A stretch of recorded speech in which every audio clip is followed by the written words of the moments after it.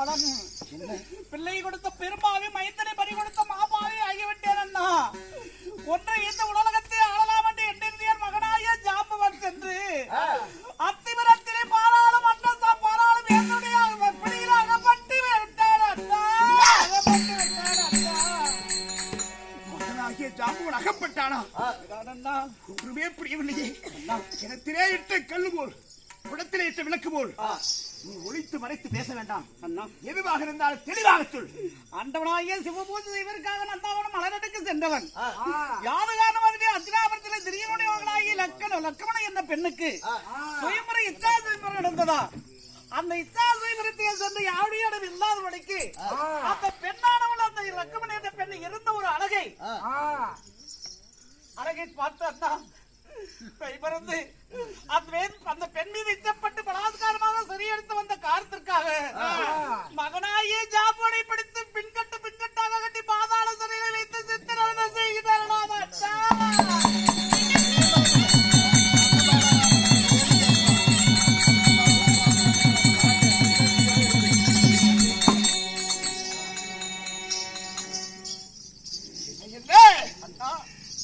மகனாகிய ஜாம்பவனை சிறைபிடித்தார்களா?